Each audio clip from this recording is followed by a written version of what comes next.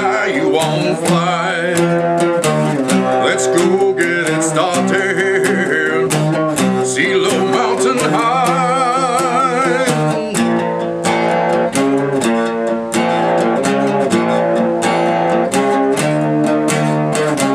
Baby, go far beyond it. Old empires growing weak. Second hand meaning baskets never hold what you seek. Hold tight through desire, no less praise the soul. Run deep like the fire, big love makes you whole. Hey blue, glad to see you. This heart tries the night. Hey blue, dark and like new. Pure touch makes it right.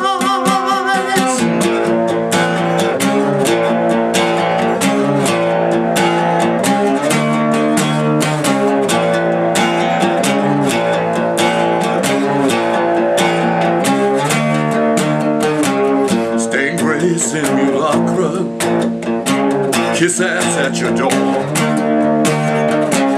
Politics and religion, real psycho sex core. Look hard in the mirror, whose face do you face? What's farther is nearer, just past inner space. Hey blue, glad to see you. This heart tries the nice. Hey blue, dark and light new. Pure touch makes it right.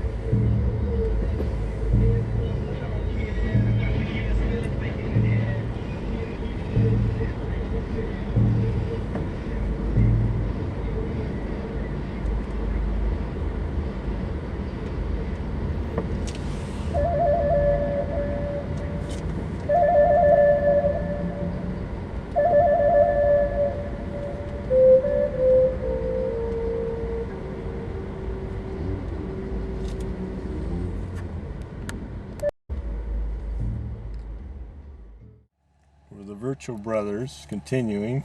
And in this scene, The Nasrudin Brothers. with the titanium fucking machine of tomorrow, where the chick's orgasmic moans, you know, are like the bass line for the Tibetan Gregorian chanters.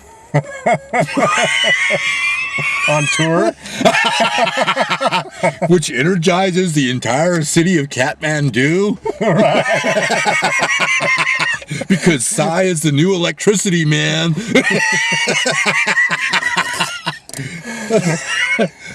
Works for me. We are the Virtual Brothers returned. Right. Dare to be interesting.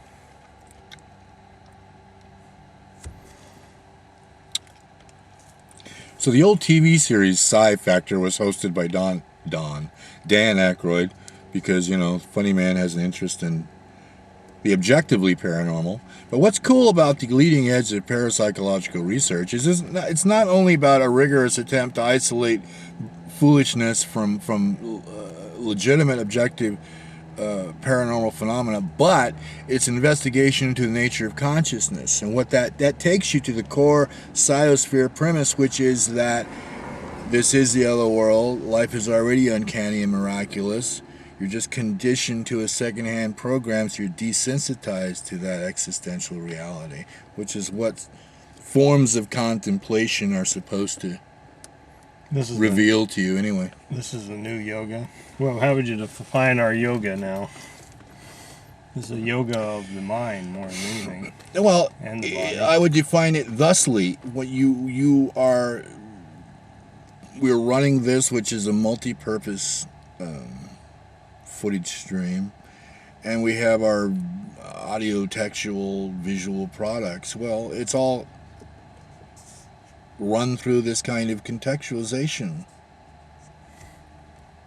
You know, what you usually have, sciences over here, religions over here, entertainment's over here, some kind of arts over It's all here. compartmentalized. Yeah, and compartmentalized. there's a kind of laxness to that. What is that? Yeah, you know, if you're sensitive to core, you go, why is this kind of sprawled around? I mean, yeah, of course you got to emphasize your various communities, and the better, I might add, the better proponents in those various disciplines do tend to be interdisciplinary. You know, because that's where evolutionary consciousness, and which is only going to the always already, but the transcendent is not stasis, so emergent properties has to do with the nature. This is the dignity of the individual in the dualistic realm, the particularity of creative emergence that's grounded in the universal and infinite and always already. And the reason it needs to be, you could be grounded in that infinite grace and be a beam of light and not add anything to various formats per se, but that's Eastern. In the West, we like doing things because we're so fucking busy to the point of creating problems.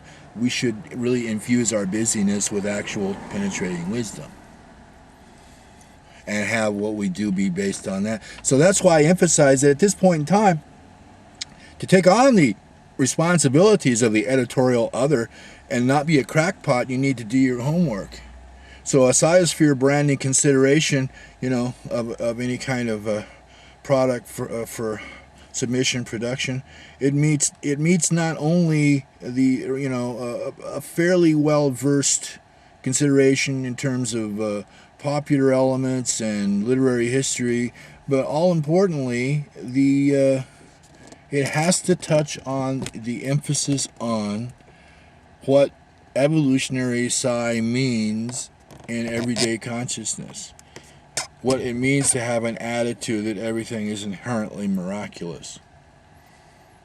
Because it really is. It really is. And you, because you knew this intellectually, intuitively, and you knew that emotionally you're dealing with this karmic program of cause and effect, and it doesn't seem to be quite caught up with that consideration. That's why I said in the email, all my life I've been trying to get my emotional, practical adaptation up to the level of the ongoing intuition. And in the process, you find more muscular and interesting and differentiated ways of expressing that, because it should never... The problem with New Agey stuff is it doesn't necessarily do the work.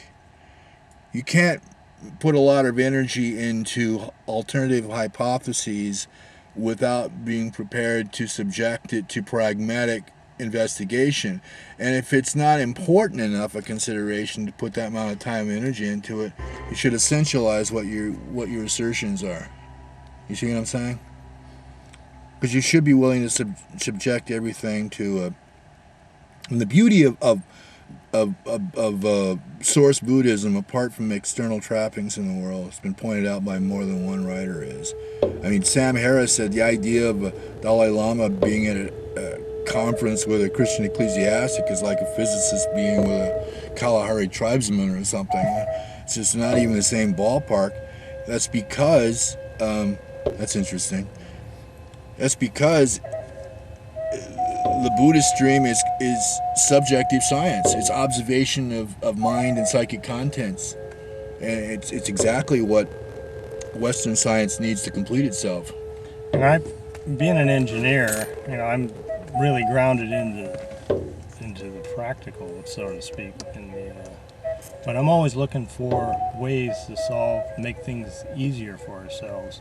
You know, I think that's the main job of an engineer, is to make things easier. And become psychoengineering at a certain point. So Siosphere is concerned with psychoengineering. Right. So it's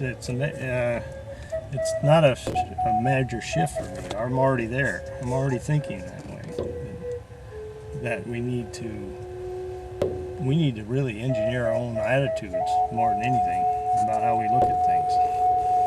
You know, how we take in things, how we accept things happening around us, because things are always going to happen in your life. Oh, and yeah. how are you going to react to them? Exactly. And what are you going to say to them? What are you going to feel about it? There you go. That's you where have no choice about what hits you, but you sure have a choice about how you want to let that hit you. That's where all the your real attitude. You're spot on. That's where all the real work. And that's only work there is, I think. You're right. That's it. And the only good work. That's right. That's right. So really, there is no excuses. You know, I mean, if you're given excuses for things happening, poor me, I've had this happen. This happened, this happened. It means you're still responsible, but you're just not. You're at effect. You're at effect, and you're not assuming responsibility for cause or the acausal. You're not assuming responsibility for yourself, and your responsibility to yourself is that you shall accept this the way, you know, in the right attitude. And if you're not accepting the right attitude, you're wrong. Yeah, change it or change your attitude according to the situation. You know, right. Whatever looks good. You know. No. At any rate, if you're an intelligent being, how much pathological acts can you possibly have to grind? I mean, that's a lot of work. You know. I don't want to grind an axe forever. I just want to enjoy. I mean, there's a reason why classic ascetic traditions kind of like celibate. They shut down on the psychosexual. For those of us who really like the psychosexual, that just means that you have to contextualize this psychosexual in this platform wisdom. That's what makes it. That's why the shamanic note kicks in out of the desire to be psychosexually engaged. It's almost like you want to, because you want it's the pleasure emotionally, sensationally, and potentially spiritually in that mating process, in that relational process. But it is also having a living connection to wanting to explore those themes as an artist and business. Because these are huge issues in the world that point the part of mainstream religion that is repressed psychosexuality, that is unintelligent psychosexually. Well, I got to tell you this one. This is great. Sam Harris. He's pointing out that, you know, this otherwise educated Islamist willing to participate in a suicide bombing, and the classic Quran promise of 88 or whatever, you know, virgins in the afterlife is part of the deal for, you know, crushing the infidel. And he says, you know, if you look at he was examining the root of the word uris, and he was tilting and said, you know what, actually this means raisins. So it's like this heroic fucking, you know, Quranic warrior in the afterlife. Here's your handful of raisins, dude. Good job. That's your reward. Muhammad is really no pleased. 80 virgins for you. Sorry, it was all an etymological error. That's funny. Raisins instead of virgins. Oh, so poor guy. He got his raisins. So if there are He's got his 80 raisins. If there's any religiously suicidal Islamists out there, just remember, it could just be a handful of raisins for crashing another tall building. So think about this. This is our version of faith and reason here. Bill Moyers has been talking. He talked to a Buddhist monk, female Buddhist monk this time. You know, it's most boring when it's a believer versus a non-believer, because that's an unexamined arbitrariness on either front. You know, most guys, the only person who does this with the word God is Adi Da that I'm aware of. And my version of it is that God is, it's an illegitimate question to ask whether it is or is not a God. Because God, at the end of the day, with all its ramifications, is a default term for a felt mystery. And unless you're obtuse, you know that existence is mysterious. If you don't know that, you're just stupid. That's all God is awareness. Your God is your awareness. You got nothing else. You're just playing with your head. You got nothing else but your fundamental awareness. Where did that come from? That's not enough for you? That's because you're asleep, if that's not enough for you. That's the old you're chasing something mechanically in a dream, like a dog chasing its tail. If you cannot settle into naked awareness, and at least the firm concept of it, so you're always close to that consideration. Because That's the eye of the storm. That's what gives dignity and grace to activities. You know, its source. We live in a simulacral world. It sorely needs... I've always felt that this world was less real than the world of thought and dreams. Well, it's a result of that, so it's incomplete. So of course it's less real, because the realm of thought and dreams is the source of what you see around you. Here I'm looking at a 5-year-old, and I'm looking at this, you know, my dreams are more real to me than the world I'm in. I said, what is that? And I was asking my questions even at 5. Mm-hmm. Why is my dreams more real than this world is? Mm-hmm. You know? The colors are more real, the actions more real, the meanings are more real, and the things that happen, they don't have that long-lasting effect. You know, once you realize what's happened and it's gone, it happens. I even got killed in one of my dreams one time. I said, oh, that's nice. But that's that's a dialogue. Yeah. It's not that. No. That personal inner world is inherently more real than what your objective experience is going to be. It's just that there has to be a dialogue there for you to come up with a thoroughly integrated experience of reality. And I thought you could fly, you know, too. I mean, maybe you can still fly, but I mean, I always thought you could fly. All you have to do is just think about it and you fly, you know. Sort of like the Peter Pan theory of flying. Are those assertions in various shamanic texts of, you know, suddenly appearing somewhere else, or shape-shifting, or that sort of thing? So there is more reality a lot of times in the world we're in, and yet we tend to embrace this world more like it was the real world. There was a yogi documentary that in one of the early Adi Da magazines called The Laughing Man. They called him the holographic man because he was particularly good at projecting aspects, subtle versions of himself that were present, that helping with problems. He would pick up signals like little distress calls. I mean, he was like he was like a spiritual 911 center or something, right? Picking up all these emergencies. Yeah, and he could project his subtle version of himself that would help to harmonize the energy to change the situation from being a bad situation, change the energy dynamics of it or something. I think that's definitely reality. Yeah, that seemed pretty well documented, and that you think about that, and that's just like the psychic enhancement of when you're in touch with somebody on the World Wide Web. Think about right? dowsing. I'm a dowser. You know I can douse? Really? You got a feel for the underground? I know how to douse. Wow. You know what? We had a water pipe that I had to find. And we knew it was within about 300 feet in this big field. They did say, well, it was built a while ago and it's asbestos.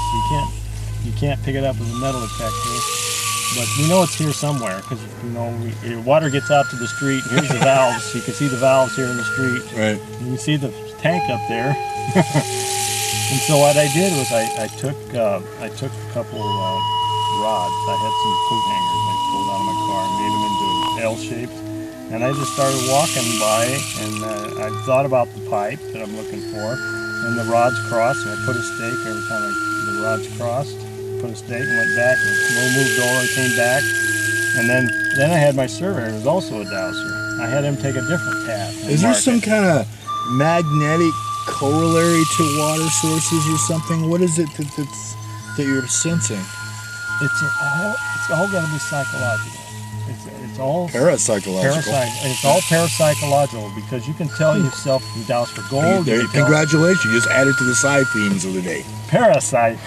Psi, baby, psi. All right. Well, I'm a dowser, and I found that water, and we had to dig it up with a backhoe, and we couldn't break it because if you touch it with a backhoe, it's broken. It's asbestos. It's very brittle. And so we dug down to where we within a foot of where I thought it was, and we had to dig it out with a shovel. Exactly on, dead nuts on. More face. Get more face in there. Well, that shows you that I have some talents even beyond my understanding. Well, you're supposed to, classic astrologically. You know. So, congratulations for being classically astrologically correct. They want me to go down for another job, and I said, you have to wait till Monday when I'm done with this other job. Aquarius is really the sign of, you know, Water? no. It's a water carrier. I know. It's a fixed air sign. Well, that's interesting about a water It's carrier. the sign of avant-garde science and art. Really? Sure. With my Aquarius moon, that probably helps. And all my Leo and Virgo stuff's in the 11th house, which is the house of Aquarius. And age of Aquarius means that, you know, it's all about grounding this stuff at the level of scientific cognition. You know, they have an amazing track record in literature and the sciences, really, Aquarian, and because it's detached mind, it doesn't have anything to gain politically. It's purely into the inquiry, you know. Let's do some more of this writing dialogue, like you said. We got to start writing together. The best way I see of doing that is maybe even doing on an email type. Jigsaw puzzle pieces. We just start doing it. You could just keep an assembly line thing going. This is for that. This is for that. This is for that. I like. For me, I'm always doing 3 or 4 variations on the side theme anyway, and that's what this amounts to. You got your novelistic thing. You have to take into account. See, here's the thing. You had a memorial mythic historical drive, and it's propelled by a largely unexamined scripture. See, I'm propelled by the deconstruction of scripture. See, that's how different that is. But they're definitely connected, you know. I think we could connect them and merge them, you know, meld them together. I'm for optimal extensions that just simply connect back to source. That's all. I'm looking at stuff and I go, you know, why does the thing that's connected to source? The thing that's connected to source has to establish a certain enigma to be true to the vibe, but there are various ways to extend its reach. So it doesn't have to be either or. You know, there's where esoteric does not making an exoteric bridge. And exoterica without esoterica is useless. It doesn't matter how much money they give you for it. It's functionally useless in terms of psychological evolution. That's just a fact. It's a distraction. Right, so that's the kind of austerity that's different with me, you know, about what writing is.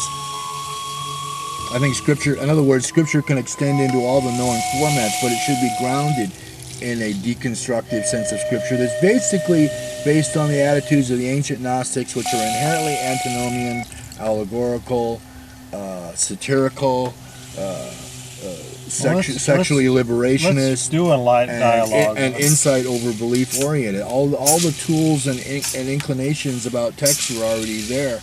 Marcion, Valentinus, 200 AD Gnostics. And then you had these characters who were ripping off Gnostic texts, literalizing them, and basically forging the monopoly money of literalist Christianity. The greatest hijack of all time. It doesn't make any difference whether Jesus slept with Mary. The greatest hijack of all time has to do with literalism versus Gnostic allegory. It's classic.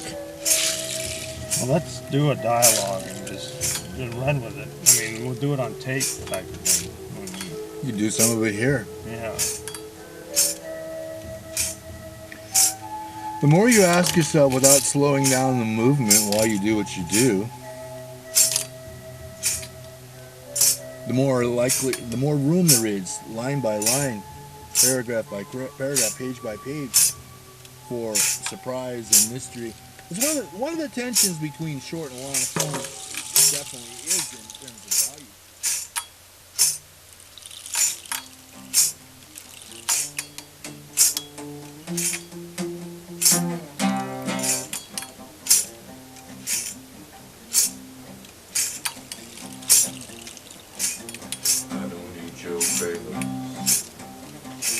I don't need your skin. Bones so fast exploding. shape I'm in. Take your time, get a move on. Heady cry, it's got a groove on.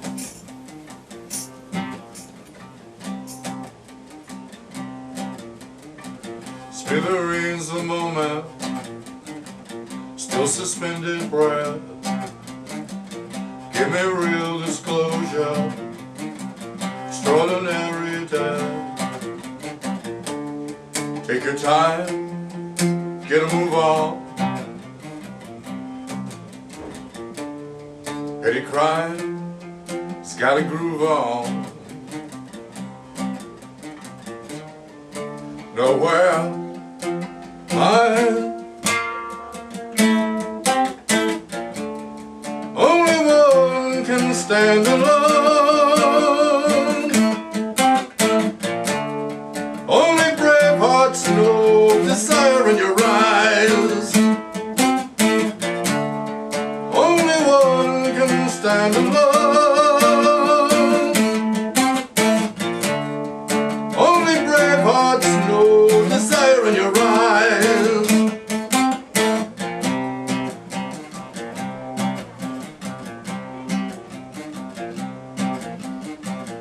I predict the future never really comes. All these stolen moments now is keeping mum. Take your time, get a move on. Petty crime has got a groove on. Nowhere mine. Only one can stand alone. Only brave hearts know desire in your eyes. Only one can stand alone. Only brave hearts know desire in your eyes.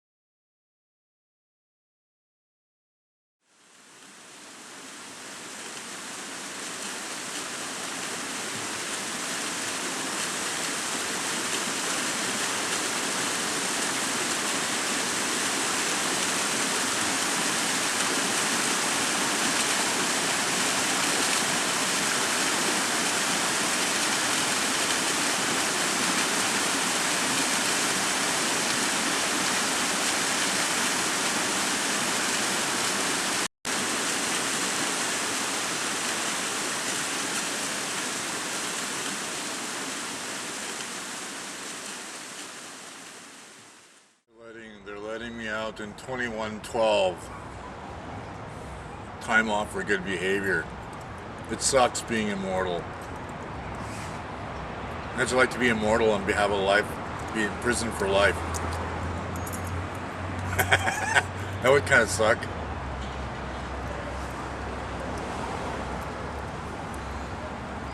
Look, more humanoids. Look, see, they're really interested. When you have a camera out, they go, "What's going on? Is it interesting? Is it important?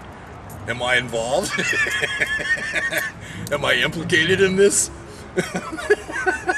Don't worry, we're not pointing in your direction.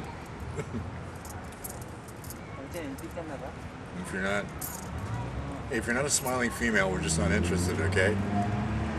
Go play with your gay friends, leave us alone.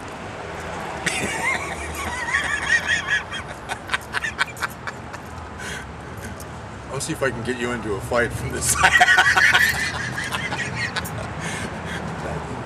Now you see how these candid cameras shows get started. You get a camera and you start getting a bad attitude on the street. Okay, now it's recording. Yeah, that's good. It records everything. Yeah, that's good.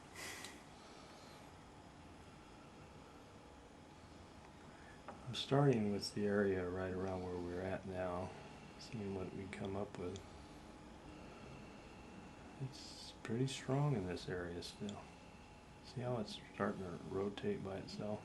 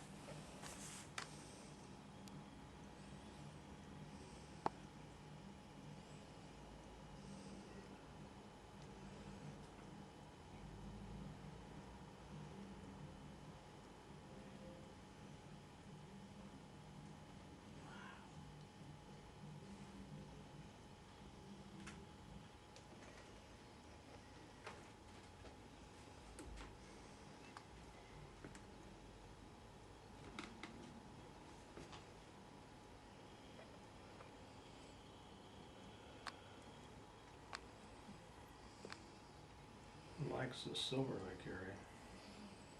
Oh yeah, sure, why not? It's gotten pricier, but it's hip. Echo Park's not bad either. It's Hispanic. Not that that's necessarily a problem.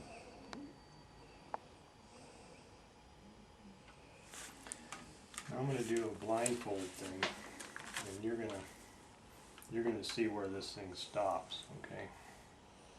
And I'm gonna go to that I'm gonna move this around a little bit so I don't know where I'm at. And then you're gonna see where I can finally, it steadies down on something. What are you gonna do? Close your eyes, or? I'm closing my eyes here. Alright. Tell me where it stops, when it stops. When it seems to steady. Okay, let me get a better, oops, I've gotten a little crazy here. Where am I?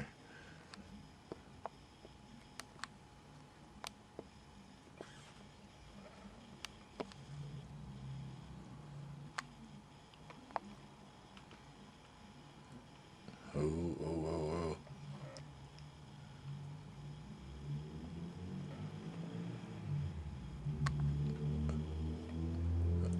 oh. Okay. You saw it. Just jump. Let's stop this for a minute. Okay.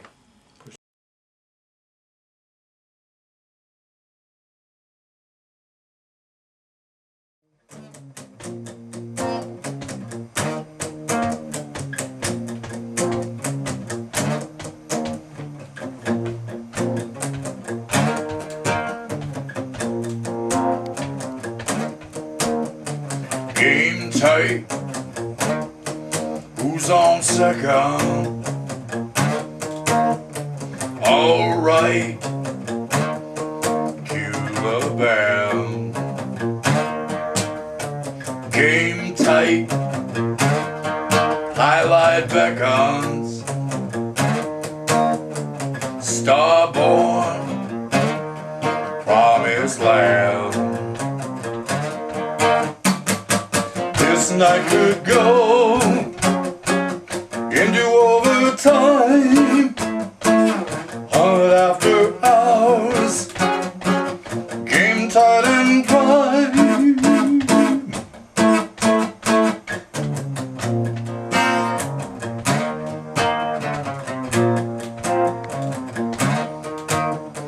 Game tight, buzzer beater. Long shot saves the day. Game tight, throws the leader. In zone, bombs away. This night could go into overtime. Hunt after hours, game tight and prime.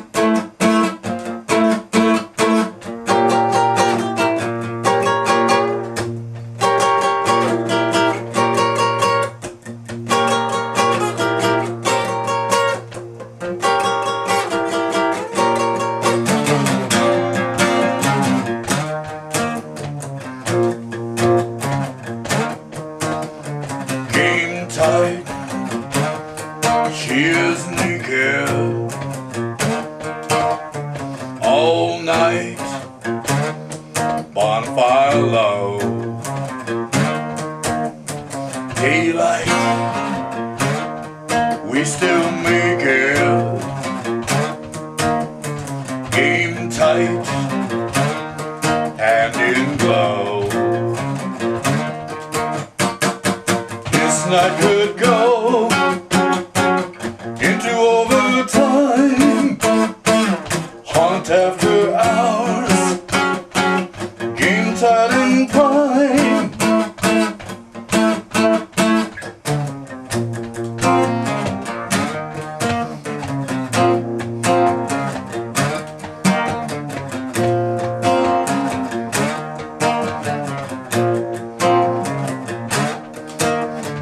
Game tight, more to a heartbreak.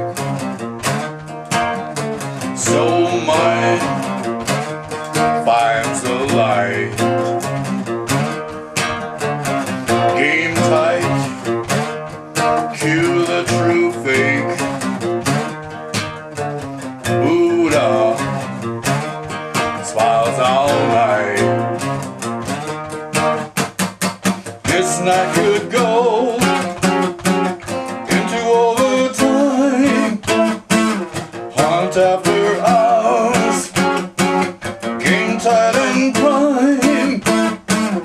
This night could go into overtime. Hot after hours, game tight and prime.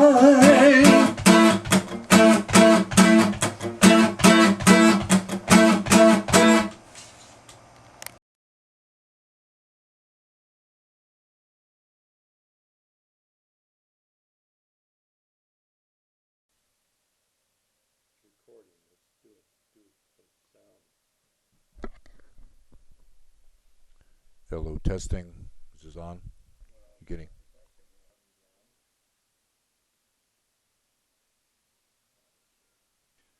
Seeds of meaning grow in the desert of mind.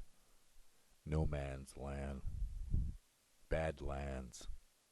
Red desert. Barren alien landscape. Desert of the real. Site of melting clocks.